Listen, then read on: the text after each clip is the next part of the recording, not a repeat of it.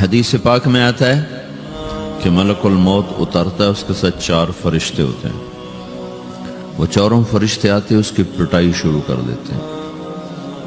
ابھی پرسوں یہ حدیث میں نے پڑھی ابن ماجہ میں کہ ملک الموت کہتا ہے ایتھا النفس الخبیثہ کانت فی الجسد الخبیث، اے خبیث روح جو خبیث جسم میں تھی، اخرجی باہر آؤ. اب وہ واپس تو ہو نہیں سکتا، اپنے آپ کو روک تو سکتا نہیں، تو وہ حیران پریشان خوف زدہ.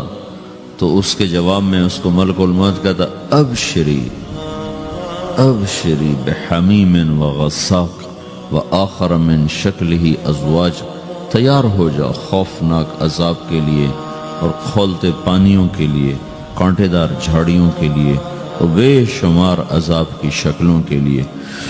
تو اس کی روح کو جب کھینچتے ہیں تو رگ رگ سے وہ کٹ کٹ کے نکلتی ہے، تو سارا وجود زیر و زبر ہوتا ہے. سکرات کا درد ساری دنیا کے دردوں پر حاوی ہے. جب اس کی روح نکلتی ہے اور اس کو لے کر آسمان پر چلتے ہیں تو دروازے پر پہنچتے ہیں تو اندر سے فرشتے پوچھتے ہیں کون ہے؟ کہتے ہیں فلاں فلاں کا بیٹا ہے. کا نفس خبیثہ فی الجسد الخبیث، یہ تو وہی بدماش ہے جو بدماش جسم میں تھا، یہ وہ بدبخت روح ہے جو بدبخت جسم میں تھی. اس کے لیے آسمان کے دروازے نہیں کھول سکتے، اسے واپس کر دیا جائے. تو آسمان کے دروازے لا تفتح لهم ابواب السماء ولا يدخلون الجنة حتى يلج الجمل في سم الخياط، کہ ان کے لیے آسمان کے دروازے نہیں کھلیں گے اور ان کے لیے جنت کے دروازے نہیں کھلیں گے. پھر یہ وہاں سے نیچے گرائے جاتے ہیں جو اللہ کا قید خانہ ہے سجین. وما ادراک ما سجین کتاب مرقوم، وہ تمہیں خبر نہیں کہ وہ کیا خوفناک قید خانہ ہے جو اللہ تعالیٰ نے بنایا ہے، اسے وہاں دھکیل دیا جاتا ہے. پھر قیامت تک اس کے لیے انتظار کی گھڑیاں ہیں اور عذاب کی شدت ہے. اور جب کوئی نیک آدمی اللہ تعالیٰ کے دربار میں جانے کا اس کا وقت آتا ہے تو اللہ تبارک و تعالیٰ فرماتے ہیں ان الذین قالوا ربنا اللہ ثم استقاموا تتنزل علیہم الملائکۃ الا تخافوا ولا تحزنوا وابشروا بالجنۃ التي کنتم توعدون نحن اولیاؤکم فی الحیاۃ الدنیا وفی الآخرہ ولکم فیہا ما تشتہی انفسکم ولکم فیہا ما تدعون نزل من غفور الرحیم. جب کوئی نیک مرد عورت کے جانے کا وقت آتا ہے تو اس کے لیے بھی فرشتے آتے ہیں اور آ کر اس کو خوشخبری دیتے ہیں اور آ کر اس کو تسلی دیتے ہیں کہ آپ غم نہ کریں، پیچھے والے بھی آپ کو مل جائیں گے، آپ خوف نہ کریں، آگے ساری منزلیں آپ کے لیے آسان ہیں، آپ کے لیے جنت بھی تیار ہے، رب بھی مہربان ہے. اور حدیث پاک میں آتا ہے کہ ملک الموت اور 4 فرشتے آتے ہیں. وہ 4 فرشتے اس کو سہلاتے ہیں، دباتے ہیں کہ موت کا درد اسے محسوس نہ ہو. اور ملک الموت فرماتے ہیں ایتھا النفس الحمیدہ کانت فی الجسد الحمید اخرجی، اے نیک روح جو نیک جسم میں تھی باہر آؤ. کیا کرو؟ وابشری بروح وریحان ورب راض عنک غیر غضبان، آپ کو بشارت ہو آپ کے لیے جنت تیار ہو چکی ہے اور وہاں کی ساری نعمتیں آپ کے لیے میسر ہو چکی ہیں اور اللہ آپ پہ راضی ہو چکا ہے اور اللہ آپ پہ خوش ہو چکا ہے. اس پر اس کی روح کو نکالا جاتا ہے. پھر سارے فرشتے اس کو استقبال کے ساتھ جو آسمان پر لے جاتے ہیں تو اندر سے پوچھتے ہیں کون ہے؟ کہ فلاں فلاں کا بیٹا، فلاں فلاں کی بیٹی. کہتے ہیں نفس حمیدہ فی جسد حمید، یہ تو نیک روح تھی جو نیک جسم میں تھی، مرحبا بہی. اس کو ہم سب استقبال کس کا کرتے ہیں اور ایک دم آسمان کے دروازے کھلتے ہیں. پھر وہ پہلا، دوسرا، تیسرا، چوتھا سارے آسمان پار کرتا ہوا اللہ پاک کے عرش کے نیچے کے جا کر، مرد ہے یا عورت، وہاں جا کر سجدے میں سر رکھتا ہے اور اللہ تعالیٰ فرماتے ہیں ہاں اس نے ہمیں خوش کیا، ہم اسے خوش کریں گے.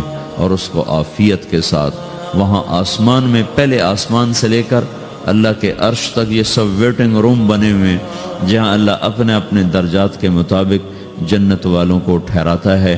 اور وہ انتظار گاہ ہے اور وقت ختم ہو جاتا ہے، لہٰذا انتظار کی جو تکلیف ہے وہ بھی ختم ہو جاتی ہے. وقت ختم تو انتظار کا احساس ختم اور ٹائم کے گزرنے کا احساس ختم۔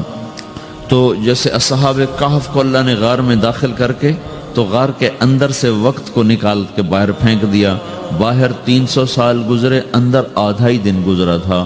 وہ جب اٹھے ہیں تو وہ 25 برس کا نوجوان 325 سال کا ہو کے نہیں اٹھا، وہ 25 سال کی عمر میں اٹھا ہے، نہ ناخن بڑا ہے، نہ مونچھیں بڑی ہیں، نہ ان کی داڑیاں لمبی ہوئی ہیں، کیونکہ تو زندہ تھے، مر نہیں گئے تھے، تو زندہ کے تو بال بھی بڑھتے ہیں، ناخن بھی بڑھتے ہیں، لیکن وہ اس طرح اٹھے کہ 300 برس گزر گئے اور 25 برس کا نوجوان 25 سال کی عمر میں اٹھا ہے، 20 برس کا 20 برس کی عمر میں اٹھا ہے، اور وہ کہنے لگے کم لبثنا، بھئی کتنا ٹھہرے ہیں، کہ یومن او بعد یومن، لگتا ہے کوئی دن آدھا دن ٹھہرے ہیں۔ وہ صحیح کہہ رہے تھے۔ باہر اللہ تعالیٰ نے وقت کی گھڑی کو چلائے رکھا اور اندر غار میں اس کو سوئچ آف کر دیا، نکال دے کے، یہاں وقت کو داخل نہیں ہونے دیا، تو وقت کے گزرنے سے جو بھی اثرات مرتب ہوتے ہیں وہ ان پر مرتب نہیں ہوئے، تو وہ 20 آدھا ہی دن کے بعد اٹھے ہیں، باہر 300 سال، اندر آدھا دن۔ یہی کچھ اللہ تبارک و تعالیٰ برزخ میں کر دیتا ہے، وقت کو ختم کر دیتا ہے، گزرنے کا احساس نہیں ہوتا ہے۔ تو اس طرح میرے عزیزو، یہ دو موتیں ہر انسان دیکھتا ہے، یا وہ جنت کے فرشتوں کا استقبال دیکھتا ہے یا جہنم کے فرشتوں کی مار اور پٹائی کو سہتا ہے۔ رابعہ بصری رحمۃ اللہ علیہ کا انتقال ہونے لگا تو انہوں نے رات کو فوت ہوئی، تو انہوں نے اپنی خادمہ کو بلا کے فرمایا کہ کسی کو بتانا نہیں، جب میں مر جاؤں تو پڑوس میں 2-4 کو بلا کر نا میرا جنازہ پڑھوا دینا، اور جس کرتے میں تہجد پڑھتی تھی وہی میرا کفن بنا دینا، اور صبح بے شک لوگوں کو بتا دینا، میرے مرنے کے بعد میری میت کو رکھنا نہیں، فوراً دبا دینا۔ تو جب ان کا انتقال ہوا تو انہوں نے پڑوس کے 2-4-10-20 آدمی بلائے اور ان کو تدفین تجہیز سب کچھ ہو گئی۔ صبح شور مچا کہ وہ رابعہ بصری کا انتقال ہو گیا۔ تو اگلے دن وہ خواب میں اس خادمہ کو ملی اور کہا بیٹی تیری بڑی مہربانی، تو نے میری وصیت کے مطابق عمل کیا۔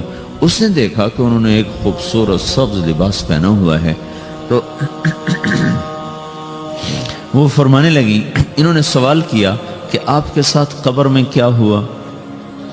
تو وہ کہنے لگی کہ میرے پاس منکر نکیر آئے تھے اور مجھ سے کہنے لگے من رب کی، تیرا رب کون ہے؟ تو میں نے کہا سبحان اللہ، 40 برس جس کو میں نہ بھلا سکی اس کو 4 ہاتھ زمین میں آ کے میں بھول جاؤں گی۔ ان کا 42 برس کی عمر میں انتقال ہوا تھا۔ تو وہ کہنے لگے سبحان اللہ، جس کو میں 40 برس نہ بھولا سکی میں اسے 4 ہاتھ زمین کے اندر آ کے بھول جاؤں گی۔ تو منکر نکیر کہنے لگے اس کا کیا حساب لینا؟ پھر انہوں نے پوچھا کہ وہ آپ کا وہ کرتا کہاں گیا تہجد والا جس میں آپ کو کفن دیا تھا؟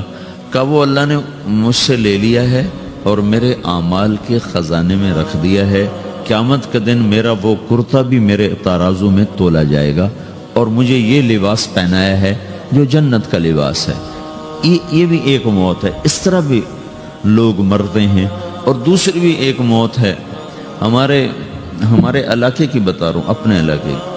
ایک زمیندار مر گیا، اس کی قبر کھودی، ساری بچھوؤں سے بھری ہوئی، ایسے جیسے چیونٹیاں پھر رہی ہوتی، تو انہیں وہ بند کر کے دوسری کھودی، ساری بچھوؤں سے بھری ہوئی، پھر وہ بند کر کے تیسری کھودی، ساری بچھوؤں سے بھری ہوئی۔ قبرستان میں اتنے بچھو کہاں سے آ گئے؟ یہ زمین کے بچھو نہیں ہے، یہ آخرت کی بلائیں ہیں جس کے ساتھ اب اس سے قیامت تک رہنا ہے اور گزارا کرنا ہے۔ تو یہ 2 طرح کی موتیں روزانہ لوگ مرتے ہیں، روزانہ لوگ مرتے ہیں۔ جب نماز کا وقت ہوتا ہے ملک الموت ساری دنیا کا چکر لگاتا ہے اور دیکھتا ہے کون پڑھ رہا ہے کون نہیں پڑھ رہا، کون پڑھ رہا ہے کون نہیں پڑھ رہا۔ جو نماز کی پابندی کرتا ہے اس کی موت آسانی سے ہوتی، جو نماز میں غفلت کرتا ہے اس کے ساتھ موت کے وقت شدت اور سختی اختیار کی جاتی۔ تو بھائیو، یہ ایک جسم ہے، ایک روح ہے۔ روح باقی رہنے والی چیز ہے، جسم مٹ جاتا ہے، پھر اللہ سے قیامت کے دن نیا جسم عطا فرمائے گا، ایک نیا جسم دیا جائے گا۔ روح وہی ہے جو اللہ کے خزانوں میں جمع ہو جاتی ہے۔ نافرمان کی سیاہ کالی روح ہوتی ہے، فرما بردار کی روشن چمکدار روح ہوتی ہے۔ تو اللہ نے کچھ تقاضے جسم کے رکھے ہیں اور کچھ روح کے رکھے ہیں۔ جسم کے تقاضے پورے نہ کرو تو یہ پریشان ہو جاتا ہے، روح کے تقاضے پورے نہ کرو تو یہ پریشان ہو جاتی۔ روح کی پریشانی جسم سے زیادہ ہے، چونکہ روح کی طاقت جسم سے زیادہ ہے۔ جسم مٹی سے بنا ہے، اس کی غذا بھی مٹی سے نکلتی ہے، روح آسمان سے ہے، اس کی غذا بھی آسمان سے ہے۔ روح کا تعلق جب تک اللہ سے نہیں جڑتا اس سے بھوک اور پیاس لگتی رہتی ہے۔ جسم کو جب تک روٹی اور پانی نہ ملے یہ تڑپتا اور پریشان رہتا ہے۔ جیسے اللہ تعالیٰ نے ہمارے جسم میں روٹی اور پانی کی طلب کو بے ساختہ رکھ دیا ہے۔ میں بیان کے دوران بھی پانی پی رہا ہوں، آپ دیکھ رہے ہیں کہ میرا حلق سوکھ جاتا ہے، مجھے طلب محسوس ہوتی ہے پانی، حلق سوکھتا ہے پانی کی طرف بھاگتے ہیں، بھوک لگتی ہم روٹی کی طرف بھاگتے ہیں۔ یہ ایک ایسا اندر میں آٹومیٹک سسٹم ہے کہ ہم اس کو آف نہیں کر سکتے۔ یہ سوتے سوتے بھی بھوک کی وجہ سے آنکھ کھل جاتی، سوتے سوتے پیاس کی وجہ سے آنکھ کھل جاتی ہے۔ یہ ایسا خود اللہ تعالیٰ نے ساختہ نظام بنایا ہے کہ آپ اپنے جسم میں روٹی اور پانی کی طلب کو نہیں نکال سکتے۔ میرے عزیزو، ٹھیک اسی طرح اللہ نے انسانی روح میں اپنی طلب رکھ دی ہے اور اپنے رسول کی طلب رکھ دی ہے۔ یہ دو طلب ایسی ہیں کہ یہ آپ کے جسم روح سے نکل نہیں سکتی۔ جیسے بھوکا روٹی نہ کھا لے، پیاسا پانی نہ پی لے، اسے چین نہیں آ سکتا۔ وہ روح جو اللہ اور اس کے رسول سے نا آشنا ہے، جب تک وہ وہاں تک پہنچ نہیں جاتی اسے چین نہیں آ سکتا، اس کا اندر پریشان رہے گا۔ 1997 میں جب جنید جمشید سے میری پہلی ملاقات ہوئی تو اس نے مجھ سے یہ سوال کیا کہ مولوی صاحب، ایک پاکستانی نوجوان جس گلیمر کو خوابوں میں دیکھتا ہے وہ گلیمر تو مجھے زندگی میں ویسے ہی حاصل ہے، میرے چاروں طرف زندگی کا رقص ہے اور میری زندگی کی ہر خواہش السلام علیکم، ویلکم بیک ٹو مسلم سیرہ۔ ایسے ہی بیانات سننے کے لیے ہمارے چینل کو سبسکرائب کریں اور بیل آئیکن کو ضرور دبائیں۔ شکریہ۔ تمنا پوری ہے، اس کے باوجود میرے اندر اندھیرا ہے، میرے اندر خلا ہے۔ مجھے لگتا ہے میں وہ کشتی ہوں جس کا کوئی ساحل نہیں، جس کی کوئی سمت نہیں، جس کا کوئی گھاٹ نہیں۔ یہ کیوں ہے؟ میرے ساتھ تو ایسا نہیں ہونا چاہیے۔ ایک عام لڑکا تو کہتا ہے ہائے کاش یہ ہوتا، اس کو وہ نہیں ہو رہا تو پھر وہ پریشان ہے، ہائے یہ ہوتا، ہائے وہ ہوتا۔ تو میں تو ہائے نہیں کرتا ہوں، میری تو ہر لذت اور خواہش میرے سامنے تشتری میں سجا کے پیش کی جا رہی۔ میں کیوں ایسا کر رہا ہوں؟ میں ہائے ہائے کیوں کر رہا ہوں؟ میرا اندر ویران کیوں ہے؟ میرے اندر میں خلا کیوں ہے؟ یہ وہی خلا ہے کہ وہ روح کی پیاس کو شراب میں بجھانا چاہتا ہے، وہ روح کی پیاس کو لڑکی میں بجھانا چاہتا ہے، وہ روح کی پیاس کو موسیقی سے بجھانا چاہتا ہے، وہ روح کی پیاس کو دنیا کی رعنائیوں میں 5 سٹار ہوٹلوں سے بجھانا چاہتا ہے۔ روح کیا جانے روٹی کیا ہے، شراب کیا ہے، پانی کیا ہے، عورت کیا ہے، موسیقی کیا ہے، گھنگرو کیا ہے، پائل کیا ہے، چھنکار کیا ہے۔ روح کو ان چیزوں کی کیا خبر؟ امریکہ میں ہماری ایک جماعت تھی تو 4 لڑکے 2 لڑکیاں، 4 لڑکیاں 2 لڑکے مسلمان ہوئے۔ تو ایک لڑکے کا نام رکھا تھا ابراہیم، اور اس کو جب پڑھایا نا کلمہ، انہوں نے کہا ہائے، انہوں نے کہا ہائے، اور دونوں ہاتھ یہاں رکھے سینے پر، دل پر، کہا ہائے۔ تو ہمارے ساتھی ہیں ڈاکٹر اختر، وہ کہنے لگا کیا ہوا کیا ہوا؟ کہنے لگا جب سے ہوش سنبھالا یہ جگہ خالی تھی، یہ تیرے کلمہ پڑھانے پر بھر گئی ہے کہ میری خوشی سے ہائے نکل گئی۔ یہ جگہ خالی رہے گی، یہاں شراب نہیں پہنچ سکتی، یہاں نغمہ اور موسیقی نہیں پہنچ سکتی، یہاں تالے لگے ہوئے ہیں، یہاں تک کوئی آواز نہیں جا سکتی۔ دل کے تاروں پر ایک ہی نغمہ چڑھ سکتا ہے اور وہ اللہ کی یاد کا ہے اور اللہ کی محبت کا ہے اور اللہ کے رسول کی محبت کا ہے۔ باقی کوئی مضراب ایسا نہیں جو ان تاروں کو چھیڑ سکے، باقی کوئی چیز آواز ایسی نہیں جو دل کی دنیا پر جا کر دستک دے سکے۔ یہاں بند دروازے ہیں، یہاں صرف اللہ پہنچے گا، اللہ کے رسول کا تعلق پہنچے گا، باقی کوئی چیز یہاں نہیں جا سکتی۔ تو چونکہ آج ہمارا علم غلط ہو گیا، پنکھا بند کرو، ہمارا علم غلط ہو گیا ہے، تو ہم نے ان دنیا کی چیزوں کو سب کچھ سمجھ کر اس کی دوڑ لگانا شروع کر دی ہے۔ تو روح آسمان سے ہے، اس کا تعلق اللہ سے بناؤ بھائیو۔ اللہ کا تعلق پائے بغیر نہ کوئی مرد مکمل ہے نہ کوئی عورت مکمل ہے، اور چونکہ براہ راست اللہ کو کوئی پا نہیں سکتا، چونکہ وہ ہمارے سامنے نہیں، اس کے اور ہمارے درمیان لاکھوں کروڑوں پردے حائل ہیں، تو اللہ اپنے بندوں میں سے ایک کو منتخب کر کے اپنا رسول بناتا ہے، اس پر اپنا آپ کھول دیتا ہے، پھر اسے کہتا ہے جا لوگوں کو بتا کہ یہ زندگی اللہ کو پسند ہے۔ وہ اللہ کا جو رسول ہے وہ بندوں اور رب کے درمیان واسطہ بن جاتا ہے۔ اللہ نے ہمیں حضرت محمد صلی اللہ تعالی علیہ وسلم جیسا رسول دے دیا۔ اللہ تعالیٰ نے اپنا آپ کسی کو نہیں دکھایا۔ موسیٰ علیہ السلام پہ ایک تجلی پڑی، ان کو 40 دن ہوش نہیں آیا، 40 دن اللہ سے ضد کرنے لگے، رب ارنی انظر الیک، یا اللہ میں تجھے دیکھنا چاہتا ہوں۔ اللہ تعالیٰ نے کہا موسیٰ یہ ہو نہیں سکتا۔ موسیٰ علیہ السلام اللہ کے نبی نے فرمایا لاڈلے نبی تھے، اللہ پاک سے ضد کر لیا کرتے تھے، پھر کہنے لگے نہیں یا اللہ میں نے ایک دفعہ تو ضرور دیکھنا ہے۔ تو اللہ تعالیٰ نے کہا اچھا تم ایسا کرو، میں طور پہ تجلی ڈالوں گا، فَإِنِ اسْتَقَرَّ مَكَانَهُ فَسَوْفَ تَرَانِي، تو میں تجلی ڈالتا ہوں طور پر، اگر طور کھڑا رہا تو تو بھی دیکھ لے گا۔ تو اب اللہ خود سامنے نہیں آیا، صرف ایک تجلی اللہ کے عرشوں کے اوپر سے آنا شروع ہوئی ہے، بیچ میں آپ فاصلہ گنے، اور پھر وہ آ کر فَلَمَّا تَجَلَّى رَبُّهُ لِلْجَبَلِ، پھر وہ جبل پر پہاڑ پر آئی ہے، جَعَلَهُ دَكَّا، وہ پہاڑ ریزہ ریزہ ہو کر ہواؤں میں بکھر گیا، وَخَرَّ مُوسَى صَعِقًا، اور موسیٰ علیہ السلام بے ہوش ہو کے گرے۔ اور جب ہوش آیا فلما افاقا، ہوش آتے کہنے لگے سبحانک، یا اللہ تو پاک بے عیب، میں تیرے بارگاہ میں توبہ کرتا ہوں، میں واقعی نہیں دیکھ سکتا ہوں۔ ہاں کلام کا شرف ملا ہے، زیارت نہیں ہوئی۔ اللہ تعالیٰ نے حضرت محمد صلی اللہ تعالی وسلم کو مدینہ مکہ سے اٹھایا اور بیت المقدس تک پہنچایا سواری پر، کہ دنیا اسباب کی ہے، یہاں سبب اختیار کیا، سواری کے پر بٹھا کر وہاں پہنچایا، اور اس کے بعد جب اوپر بلایا ہے تو پھر براق کی ضرورت نہیں پڑی، اوپر قدرت کا جہان ہے، اوپر اپنی قدرت سے بلایا ہے۔